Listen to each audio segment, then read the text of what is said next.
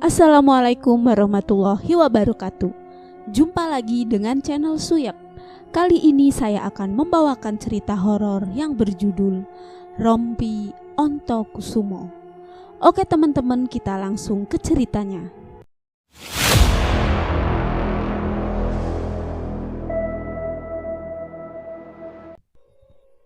Sudah bukan rahasia umum lagi bagi masyarakat tanah Jawa tentang cerita legenda penguasa laut pantai selatan.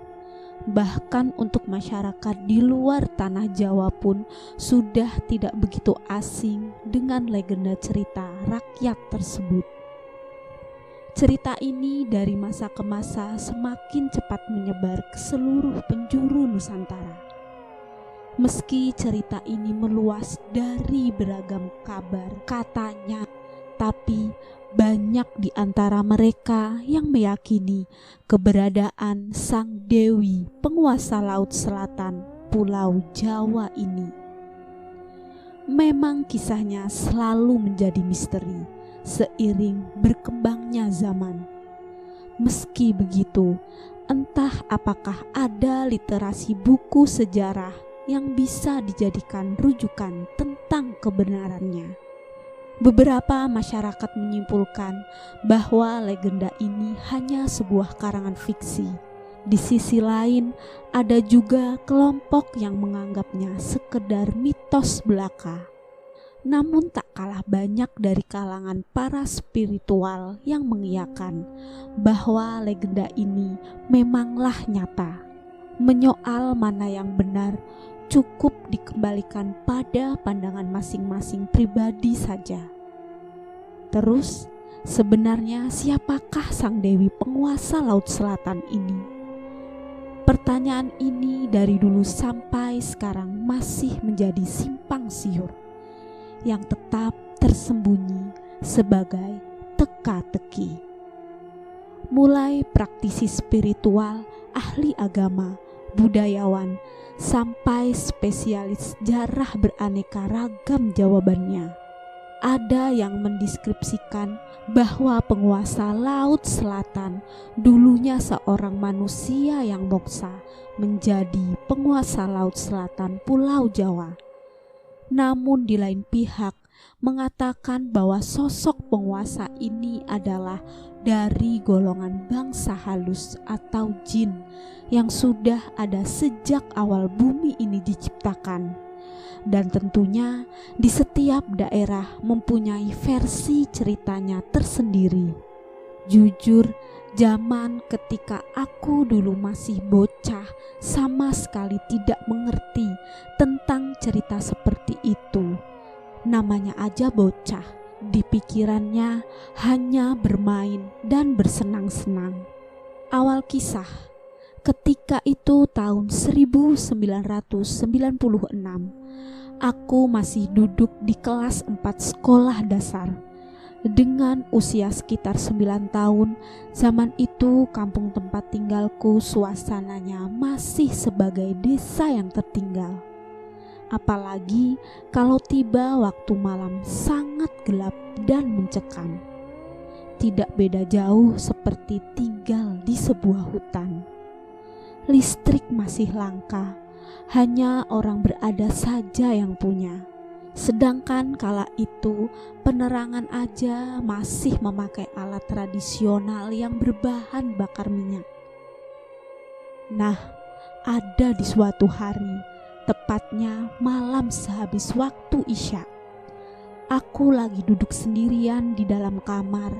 Tiba-tiba entah dari mana asalnya tercium bau wangi yang mengharumkan seluruh ruangan tempat tidurku. Karena keadaan begitu gelap, dengan berbekal penerangan tradisional, ku amati sekitarku dengan seksama. Lalu dari arah depan muncullah sebuah cahaya putih yang sangat menyilaukan. Awalnya cahaya itu hanya sebesar kelereng, namun perlahan membesar hingga menjadi lubang dengan diameter kurang lebih 2 meter. Dari balik cahaya itu terlihat rombongan wanita yang berpakaian seperti putri kerajaan. Entah dari mana mereka masuk, aku tidak tahu. Sosoknya berjumlah 9 orang yang memakai baju kemben adat Jawa lengkap dengan selendang di pinggangnya.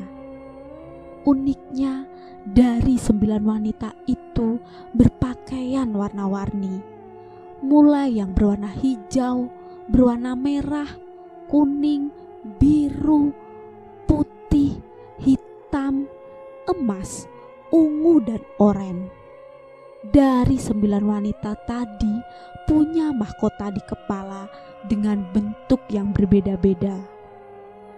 Secara sekilas memori ingatanku terbayang, seolah pernah berjumpa sebelumnya, tapi sedikit lupa. Aku pun mencoba mengajak komunikasi. "Mbak ini siapa ya?" tanyaku dengan memberanikan diri.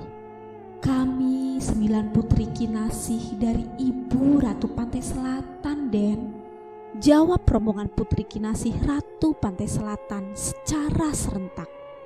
"Ibu Ratu siapa ya, Mbak?" sahutku sembari mencoba mengingatnya kembali. "Ibu Ratu Dewi Skarjagat, Den," jawab salah satu rombongan putri kinasih. Karena saat itu aku belum juga mengingatnya, maka aku pun terus bertanya padanya. "Aku tidak kenal dengan Ibu Ratu, Mbak. Terus Mbak datang ke sini ada perlu apa ya?" ucapku. "Kami sengaja datang ke sini karena dapat perintah dari Ibu Ratu Pantai Selatan untuk menemui Raden," jawab putri kinasih berbaju merah. "Raden? Raden siapa ya, Mbak? Di rumah ini gak ada yang namanya Raden," balasku dengan begitu polos layaknya seorang bocah. "Raden itu ya kamu sendiri, Nak. Mari, Den, kami persilahkan untuk hadir di Keraton Kencana Domas," terang perwakilan dari 9 putri kinasih. Belum juga aku menjawab, tiba-tiba tanganku digandeng lalu dibawa masuk ke dalam lingkaran cahaya yang berwarna putih. Karena cahaya putih tadi begitu menyilaukan, menjadikan pandanganku terganggu, tidak mampu melihat sesuatu. Begitu menakjubkan, hanya satu kedipan mata, tahu-tahu sudah berada di sebuah istana yang sangat megah. Ku amati kanan kiriku banyak tiang sakaguru di dalam ruangan yang berwarna emas. Ruangan yang berhiaskan seperti ukiran sosok seekor naga di setiap tiangnya. Aku tidak begitu tahu berapa jumlah dari sakaguru yang terlihat. Namun perkiraanku mungkin kurang lebih sekitar 12 sakaguru. Menelisik di bagian lantainya begitu bening, seperti kaca yang dapat menjadi objek untuk bercermin. Dilanjut, sisi bagian tengah terpampang karpet permadani berwarna merah. Karpet yang memanjang dari pintu masuk istana sampai ujung kursi singgasananya. Di samping kanan dan kiri karpet berjejer tempat duduk para punggawa istana. "Ini di mana, Mbak? Tempat apa?" tanyaku. "Raden sekarang berada di kerajaan Ratu Pantai Selatan. Sedangkan tempat ini bernama Balai Sakadomas, Den. Tempat utama di mana Ratu dan para abdinya berkumpul. Mari, Den, kami ajak keliling di istana kami ini," timpalnya. Aku pun diajak keliling melewati beberapa taman yang dihiasi beragam jenis bunga. Sungguh wangi dan indah pemandangannya. banyak di antara bunga-bunga yang belum pernah aku lihat atau aku temukan di dunia ini. Langkah demi langkah begitu jauh meninggalkan komplek wilayah taman. Akhirnya sampailah di suatu tempat yang terdapat bangunan-bangunan dengan sketsa nuansa klasik, memiliki banyak pintu. Di sini kok banyak pintu ya, Mbak? Tempat apakah ini? Tanyaku.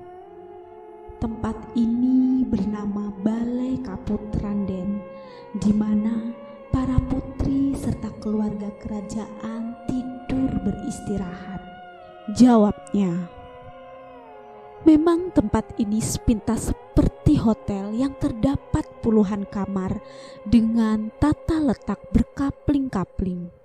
Disitulah para putri kinasih dan putra mahkota tinggal. Lalu kami pun melanjutkan perjalanan lebih ke dalam lagi. Memasuki wilayah yang satu ini, suasana pun menjadi berubah.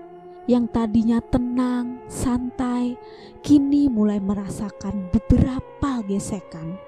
Banyak getaran-getaran energi yang aku rasakan di tempat ini. Di sini kok aneh ya, Mbak? Banyak getaran yang kurasakan. Banyak cahaya yang memancar dari ruangan ini. Terlebih suasananya pun berbeda dengan tempat sebelumnya. Sahutku. Tempat ini yang disebut Balai Salakado, Mas Den, di mana pusaka kerajaan tersimpan di tempat ini, termasuk kitab-kitab keilmuan juga ditaruh di dalam ruangan ini, Den. Apakah Raden mau masuk untuk melihat semua isi di Balai Salakado, Mas ini? Pinta salah satu putri kinasih.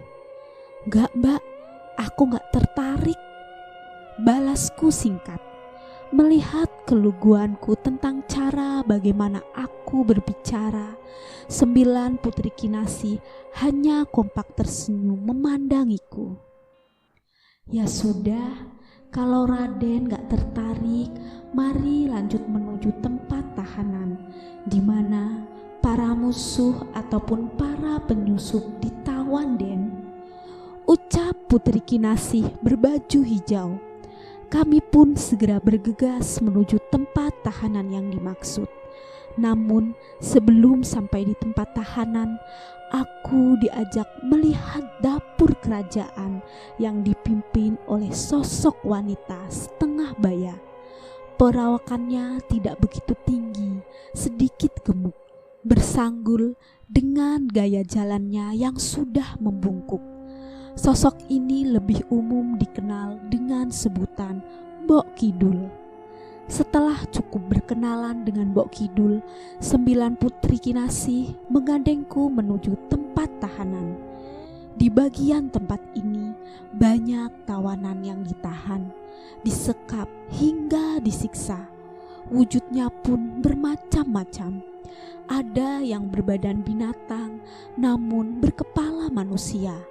Ada juga yang full berbentuk binatang. Dan yang membuatku kaget, ternyata ada yang berbentuk manusia. "Mbak, kok ada beberapa tawanan berwujud manusia? Mereka itu siapa?" tanyaku. "Mereka itu sukma-sukma manusia yang dulunya pernah punya ikatan perjanjian dengan bangsa kami. Meski ada juga di antara mereka yang sengaja ingin mengetahui kehidupan kerajaan kami, akan tetapi tidak memiliki izin. Akhirnya tertangkap dan jadikan tawanan," terangnya. "Lalu kenapa mereka memakan kepiting mentah dan udang mentah, Mbak?" tanyaku. "Itulah makanan untuk para tawanan kami, Den." "Oh iya, Den, itu sudah ditunggu oleh Ibu Ratu di Pendopo Agung Lir Ilir.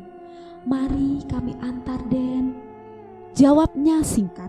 Sosok Putri Kinasih yang paling tua menggandeng tanganku, dan dalam hitungan sekejap kami sudah sampai di Pendopo Agung Lir Ilir.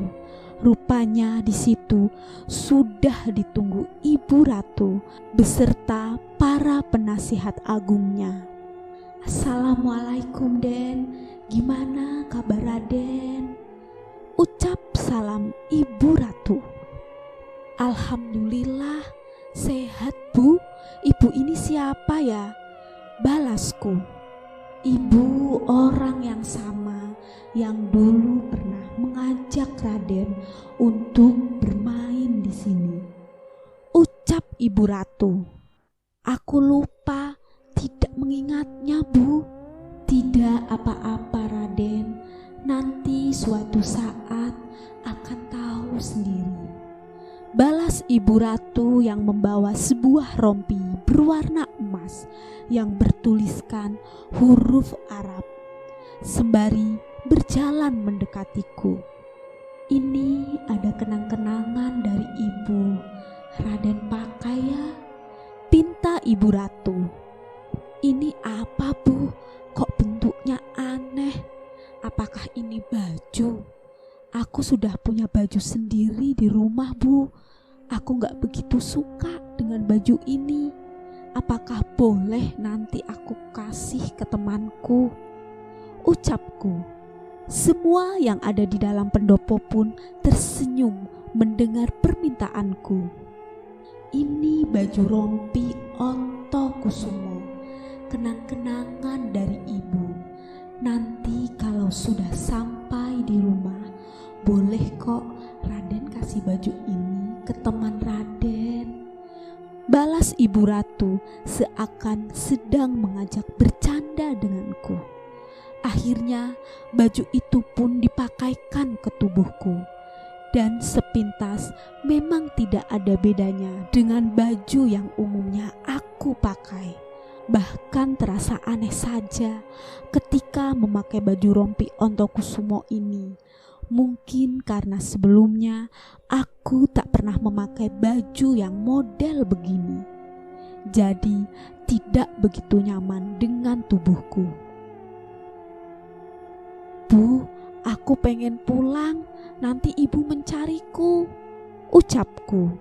"Iya Den, biar Ibu suruh putri-putri Ibu untuk mengantarkan Raden kembali pulang," balas Ibu Ratu. Aku hanya menganggukkan kepala. Singkat cerita, akhirnya aku pun sudah sampai di rumah. Ku coba cek kembali baju rompi yang sudah terpakai di tubuhku, namun sudah tidak ada. Padahal aku sudah berniat ingin memberikannya kepada temanku. Sekian.